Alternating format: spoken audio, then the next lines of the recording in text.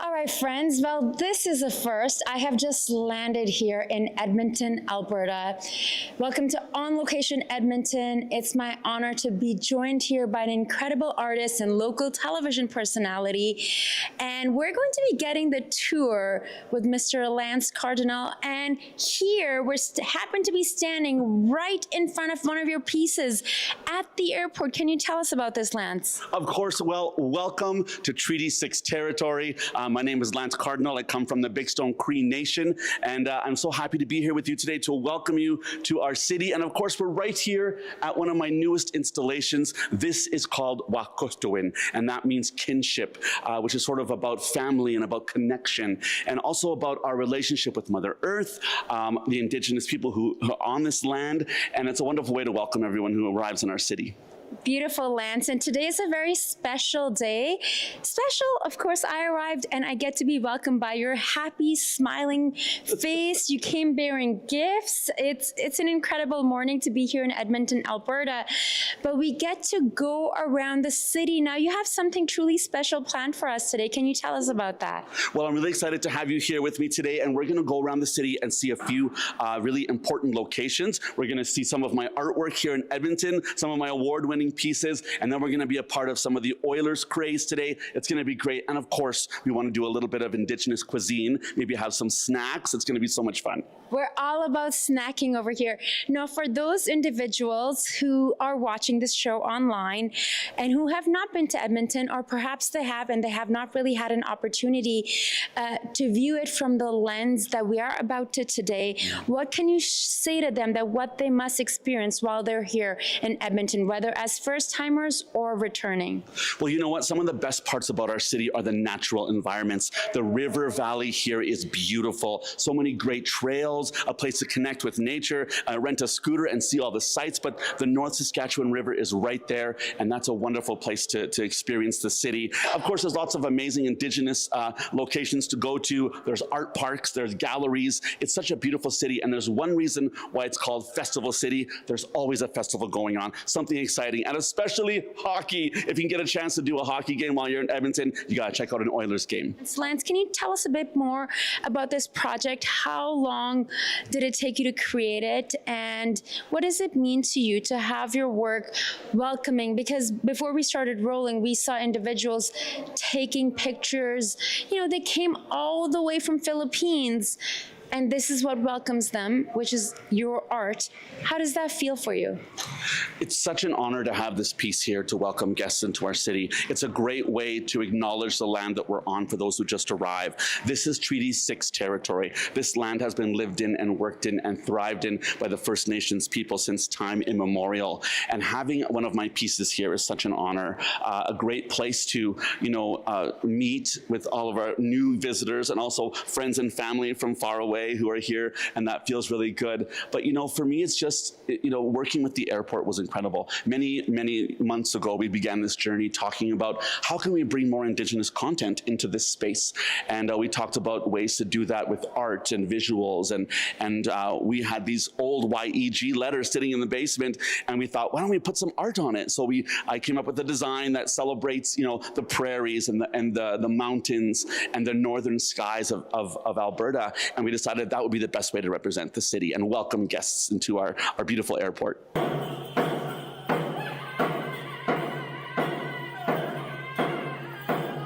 So we're here at the airport, and this is the new sculptural piece that I have created. It is called wâhkôhtowin, and that means kinship with family, connection to community, and relationship with Mother Earth.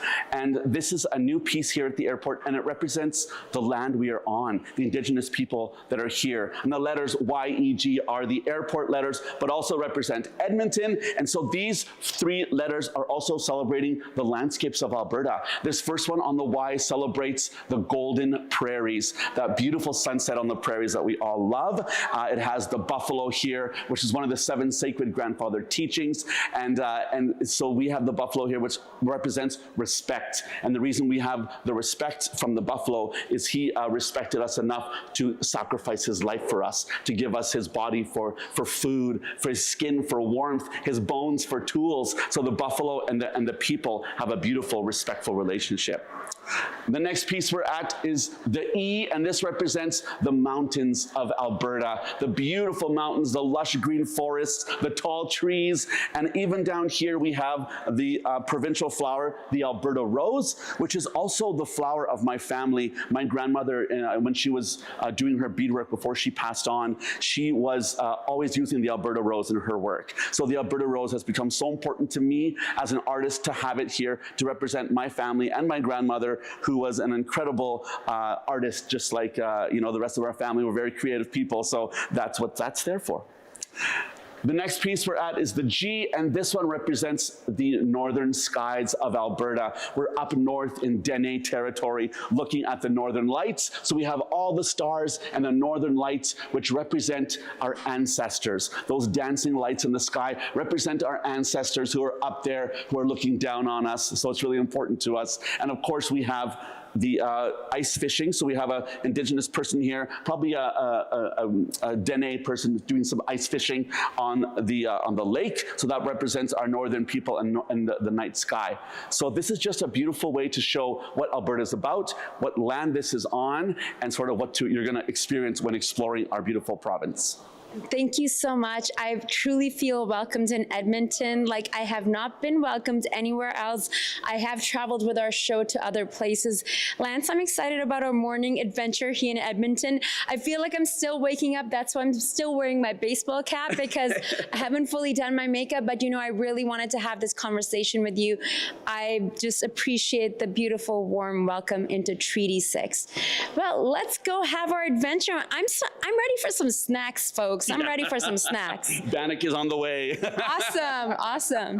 Lance, thank you so much for taking the time to join us today. Of course, thank you so much for having me. And oh look, Curtis is here with some tea for us. Thank you so much. Curtis, thank you so much. Oh, thank you. Appreciate that. And this is Curtis's Cafe, so yes, we're very grateful to be here. And this is an amazing way to start this conversation with tea, because for us as Indigenous people, that's how we visit. We come to each other's house, we have a cup of tea, and we visit and get to know each other. So this is perfect for us. Incredible. So I've landed in the city, and already I'm feeling the warmth. I'm feeling the love here. I must say I'm really blown away, and I do notice the difference. I've lived around the world. We were talking about this. I've called Vancouver home for a long time. I love my city. I feel a different warmth here. How would you describe that? Because you've spent time in Vancouver too. You lived in Vancouver. Of course, I did live in Vancouver for a while, and Vancouver is a very exclusive city. It's very beautiful and expensive and modern, right? Edmonton is a bit more down to earth. We're a very small town city vibe, right? So we like pick up trucks here. We like backyard barbecues and fire pits and hunting and hockey. So I think lots of hockey. Everything's hockey right now. Everywhere you go, everyone's wearing jerseys. That's how it is. But that's the difference. At the airport, there's signs, there's flags everywhere. Yeah, it's a big deal. And I think the difference is that it feels more like a small town in the city. So everyone tries to be friendly in that way. And it's, it has a small town vibe. Now, it is a very conservative vibe as well. So, we have a lot of rednecks who like to yell and scream in their trucks, but we love that, right? The city is so diverse. It's got personality. And we're multicultural here. We are a multicultural city. That's also very important to recognize, that a lot of people come to our city to start a new life, that it's a good place to come to, start a new family, start a new career. There's lots of money in Alberta, so people come here to start, making money and being successful that way, which is really cool. But the city is also beautiful and has a beautiful river valley. There's a lot of natural places to enjoy the city, which I absolutely love as well. Incredible. For my audience in Vancouver who may be familiar with your work or not, how would you describe your art to them? And also, what inspired you to get started? Well, you know what? My art is multidisciplinary. I do mural work, I do sculpture work, miniature work. I also do, commercial design, interior design, working with places like IKEA to create Indigenous showrooms, or working with the Oilers to design an Indigenous logo, things like that, right? And so for me, my work is is all about telling the story of my people in a good way that invites people in, that is comfortable and easygoing, especially for kids. I always worked a lot with children. That's my goal. I have my own kids show on APTN. And so my work is all about giving kids, Indigenous kids, identity and confidence of who they are, and then also teaching non-Indigenous kids who Indigenous people are, sharing our culture with them, our language, and making them understand who we are in a good way as well. That's beautiful. And the IKEA showroom, is that still? It is, yeah. I started working with IKEA many years ago. Creating the first Indigenous mural in IKEA. So that was first for Canada, so we were very excited about that. But once we were finished that mural, we thought, well, you know what, let's do a showroom. Let's do, these ideal, beautiful rooms that are like, wow, I want to live here. This is what an ideal living room is. And I was like, why don't we do an ideal Indigenous living room? Let's make it Indigenous. So I worked with a family out of a local reservation. We worked with that family exclusively. We brought in some of their home items. We talked to them about what it meant to be Indigenous in the home. And so we created this beautiful showroom, and it has culture elements. It has language. It has medicine. It also has the IKEA beauty, right? So showing that we as Indigenous people are contemporary, modern people, that we also have homes like everyone else does. We like modern homes too, but that our homes are a little bit different, that we have, we have a different way of living in a home with language and culture. And so that's a bit of what you learn in that showroom. We were going to be filming a beautiful, gorgeous mural that you have against the Sunrise Tower, another beautiful building. It connects to the inner child inside of me. When I see it, we were talking about, some of your work, the way the colors, you're using the colors, the way that you're drawing. Is that something that you hear often from adults, or like kids coming up to you saying that, hey, I want to draw like you, or I'm inspired by this drawing, I'm going to try to replicate it? Yeah, I think like my work, it's, I like it to be very simple, to tell a story. It's almost like a modern day petroglyph, right? So it is it's a time and a place, and it's a simple statement. It shows a person with an elder who are praying together, and that's it. And it's as simple as that, and that's what it should be like. My work is approachable, it's colorful and bright so that kids want to come towards it.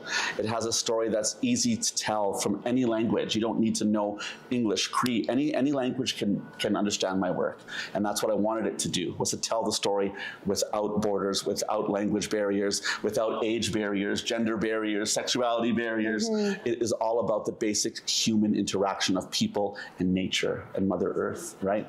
And I love that about my work. And for me, growing up as a young boy, I had a hard time finding a place to belong. And, so for me, I had a very traumatizing childhood. And so a lot of this stuff I do is to help heal the kids, to help them, the Indigenous kids of today, to not feel the same way, to try to, give them work that shows how beautiful they are, so they can have cultural confidence, so they can be seen and understood. But at the same time, it also helps me heal my little child. I grew up, we were very poor. It was a very town full of violence and alcoholism, and I experienced all of that. And so for me, part of the healing for the children is my own child, and I'm very aware of that, and I speak about it very openly. That it's okay for us to be men to need healing for ourselves, and we can do it through art, we can do it through music, we can do it through food, and we see a lot of Indigenous people using their skills to heal. It's what Dallas does here at Kakio Productions. He teaches the kids hoop dancing, and that helps these kids heal, helps him heal.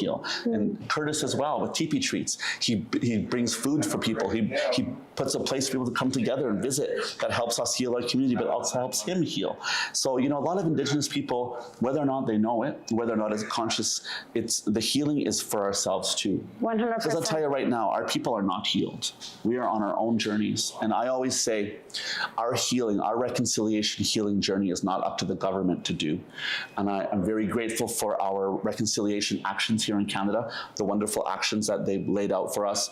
We didn't fulfill them all. It ended. They said it was over, and then wrapped their hands around it and said, that's it, we're done. And I kind of like that. I think that's good. I like that it's over for that moment. And now we can have more authentic healing. now we as Indigenous people can start to like look at our own healing in our own way, in our own communities. And we can, and then non-Indigenous community can now begin to understand us in their own way, their own speed, not forced to do it. That we can just meet in the middle, you know, and see each other, have tea, look at some art, talk to each other in our own ways. And I think that's two different journeys. Indigenous journey, that's ours for our community and our people, and the non-Indigenous healing journey for us to reach out and hold hands with those who want to join us. Thank you for sharing that. Oh, we have more food. Look at this. Oh, wow. Oh my goodness. Maple salmon salad. Maple salmon salad. It looks incredible is this with strawberries. Yes. I love it. Maple vinaigrette. Maple vinegar, okay. Thank you so much. Thank you so this much, is Curtis. incredible. Incredible. So when you asked me why I wanted to make this a career, why did I decide to be an artist as a career? Well, I wasn't sure. I lived in Vancouver for many years, for about 15 years, working there as a professional performer on stage, and then also as a set designer. I did professional set design there for many years, award-winning designs. And I just kind of realized one day that, you know, I was in my 30s and I thought, well, I'm working on all this, but I'm not working towards my own people. I'm far from home. I'm not doing Indigenous things. I'm sort of losing my identity. So I decided to just drop everything in Vancouver, move back to Alberta, back to my home territory, move to the reserve, be on community for a while. So I lived there for 4 years in Calling Lake, where I was born. And I opened up an Indigenous School of the Arts for 4 years. And I brought all those skills I learned home to teach kids how to sing and dance and act and do art and did community events all the time. And it was really cool. But then I was like, okay, what should I do? And then one day an elder took me for a ride into the forest on a quad. And he took me to the forest and I was like, this is beautiful. And he said, you know what, Lance? So this elder took me into the forest and was like, no, Lance, we want to let you know as a two-spirit person that we accept you. And that you as an artist, that is your healing power. And you should do that. That's what you should do, is use that art to heal our people. That is your destiny. You know, and my mother always said to me, you know, and I was like, wow, that's crazy. So I'm going to do that. So I decided to leave Calling Lake, move to the city and become an artist and use my art to tell stories and heal people. But I was nervous and I went to my mom before she passed just recently. And I asked her, what should I do? Like, I don't know what to do here. And she said, you know what, Lance, the advice I can give you is trust the path the Creator has made for you. Amen. And I was like, wow, Mom, that's profound. She said, so just do it, you know, jump into it, trust it, it's going to take you there. And that's what I've done for my career now for the last 5 or 6 years, is really trust that Creator will bring things to me, will bring gifts to me, will That's bring beautiful. opportunities to me that I'm destined to have. So, you know, I always say none of this is my doing, it's all Creator's doing. And I'm very blessed for that. Sounds like the theme for the day today. That's one thing with so many synchronicities, one after the other. I'm so curious well, about several different things. What shows were you working on in Vancouver? Oh, so in Vancouver, I was, for many years, I was a stage performer. So I did professional musical theater. So I did lots of shows at all the main stages there, the Arts Club Theater, the Massey Theater over there in New Westminster. But did that for a lot of years. And I started doing set design. So I did set design for the main stages, musicals for many, many years. And then, you know, that was one of my career goals, was to do design. Right, I wanted to do design, but then like I said, when I moved home and came to Edmonton, I realized I wanted to do more television. Yeah. And so COVID came along, and so we were stuck at home doing nothing. I had lost my job at that time, and I said, I'm going to start doing some kids videos online here at home that my nieces and nephews can watch in my home community online. So I started doing it on Facebook, and I did like kids art show where I would do a little project, teach some language, and then people would be able to, you know, follow along. And it was really cool. It went really, really well. And then one day, the Aboriginal People's Television Network messaged me and were like, hey, we want to put this on TV. Let's do a kids show. And I was like, yes. So I went and filmed season 1 with them. We did 12 episodes and it was amazing.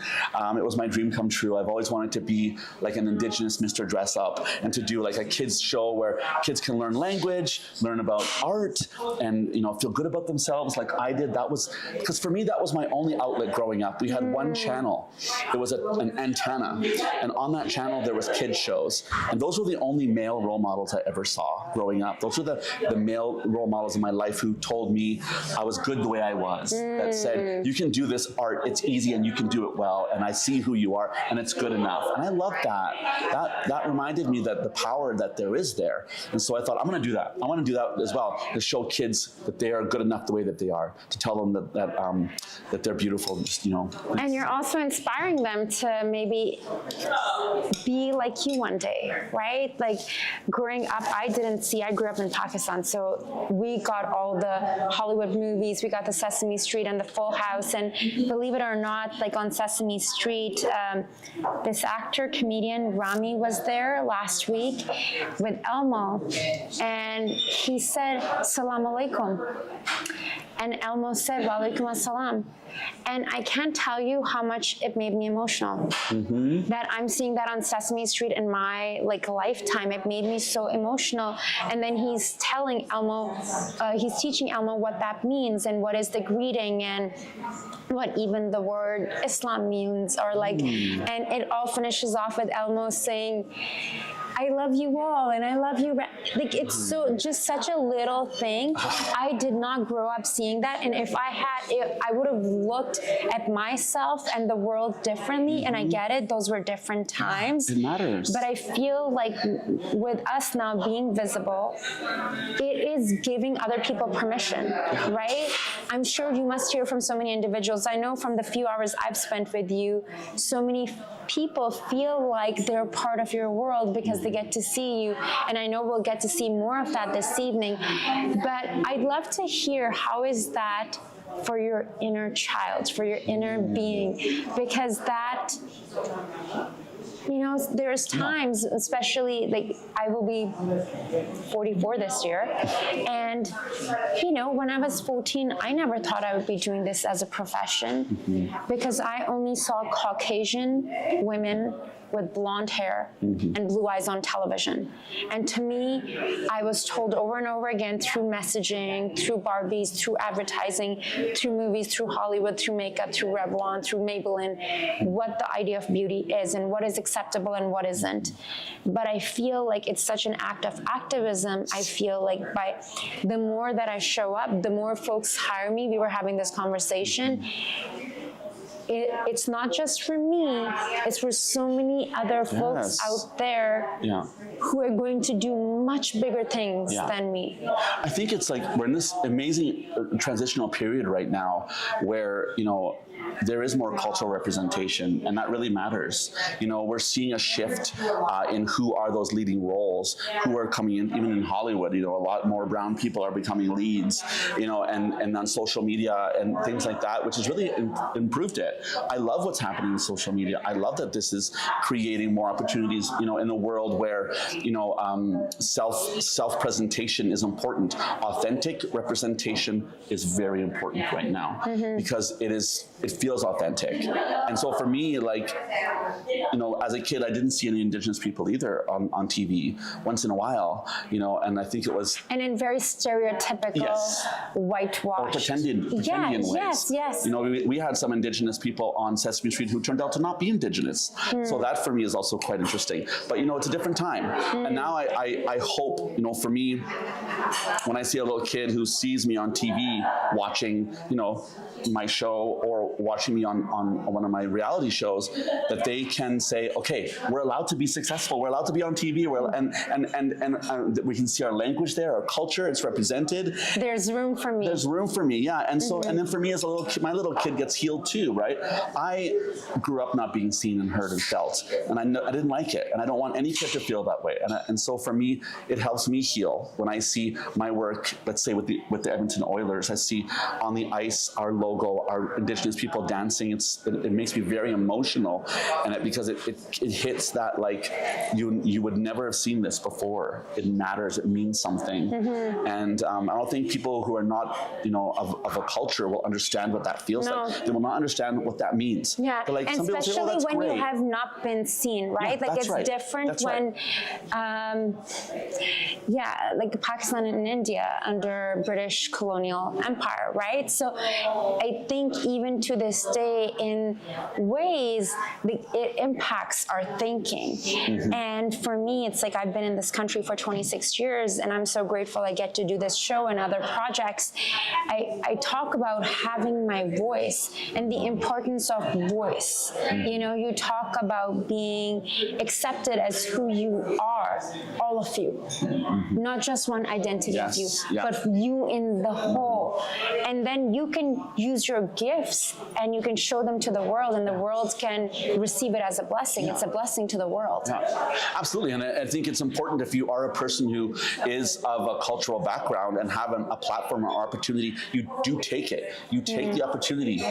You present yourself in a good way and represent your people in a good way. It is a responsibility we have, and it can be, you know, in a lot of ways it's a sacrifice.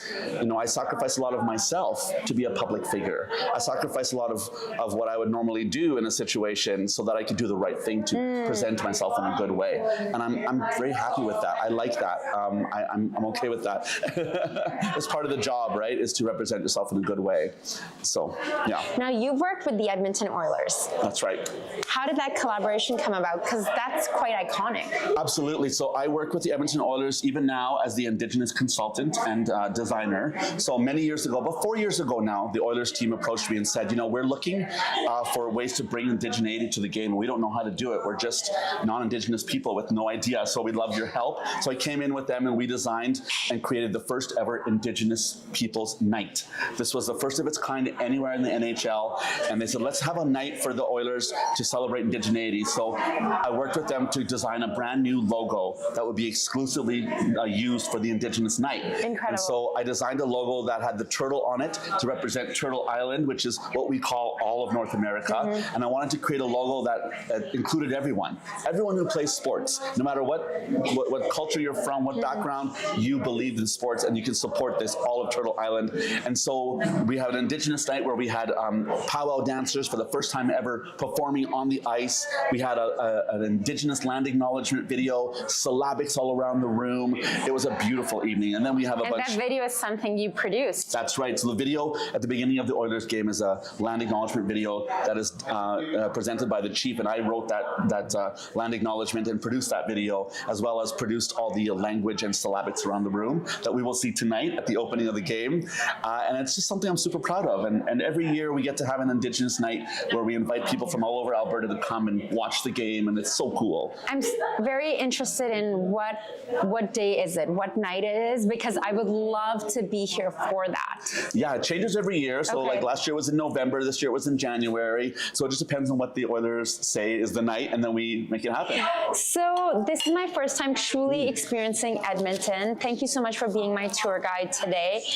What, in your opinion, I need to do before I leave? Because one of the elements that you mentioned that really is after my heart, you mentioned the outdoors. Like for me, that's really, really important. And the last few times I was here, the people I was with, I think that was not really their jam. It's okay, no problem, no judgment. But for me, like getting out in the woods and nature is just so, that's how I feel like my nervous system relaxes. Yeah, I think it's important to connect with nature no matter where you are. Whenever I travel, I always look for nature trails or natural monuments that are like beautiful waterfalls or natural rock work that we can look at. But Edmonton's River Valley is the place to be. Like there's such a beautiful place to go, right by that Walterdale Bridge we saw today. There's trails all along the river you can walk along. You can see the waterfront, you see the bridges, and there's even an Indigenous art park downtown in the River Valley too. You can go to with outdoor art pieces by local Indigenous artisans, which is really, really cool. There's also the Horlack Park, which is right in the River Valley as well, but has a beautiful lake you can go to, nice trails to walk around. So there's lots of places to travel. Scootering is a big deal here. Okay. Yeah, scootering is everything. So you can have any kind of scooter you want downtown. I own my own scooter, and you can zip around downtown and check it out. It's so much fun. Oh, cute, cute, cute. Anything else that is nature. nature related. Something that would be like a unique experience that you would recommend me. I mean, we're doing one of the most unique experiences like tonight. This whole day is very unique, but I'm just greedy. Like an Oilers so I game just tonight? There's nothing better than that, especially a playoff game. They're impossible to get tickets for. Oh my gosh. But you know, I mean, it depends what you like. If you're a museum person, then the Royal Alberta Museum is incredible. It's a beautiful place to look at Alberta and Indigenous people as well. And I'm always going to push Indigenous locations. So that's a really fun thing to do. We have the biggest mall in the world, of course. Lots of fun there to go to. You can spend the day shopping, or a little bit of shopping, is whatever you prefer. I guess that's, you know, there's not much festivals going on right now. Normally I'd say go to the festival, but you know, Churchill Square right downtown is fun too. We have the art gallery there. We have the library, which is beautiful there. You have the Churchill Square, which you can visit as well. So that's also fun to visit. Well, we'll be discovering all this and much more in Edmonton, and we're also planning on waking up super early to show you guys, and you know, and go look at it up close and personal, because right now it's a really beautiful, bright, sunny day, which I love. I love the sunshine, but the camera doesn't like it so much. I would need a big, massive crew to block off. This is not the time to be filming and showcasing your gorgeous piece that is in the Guinness Book of World Records. Lance, this is such a gift. This whole experience meeting you here, thank you so much for, you know, the gesture of the gift, the gesture of the gift of your presence, of organizing all of this, because in your email, I saw the detail and I think I gasped. And I was like, okay, he's like emailing me like a producer.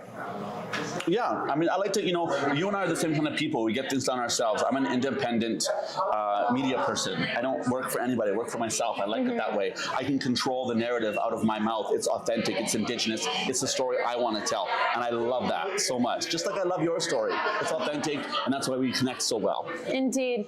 I'm so grateful our paths crossed. Shout out to Zia from Tourism Edmonton. Lance, thank you so much for taking the time to join us. It's a privilege to be here, to share space, to have this beautiful morning, to have this beautiful day together. And I'm excited to share more of Edmonton with you. And we're going to dig into this incredible food here. It's like, I feel like it's incredible.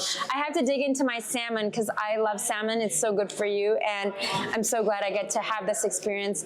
Thank you all for tuning in. I'm Zara Durrani. The show is On Location Edmonton, brought to you with the generous support of TELUS STORYHIVE. And joining us today was Lance Cardinal. I will make sure to tag Lance so you can follow him on his socials. And we're also very grateful.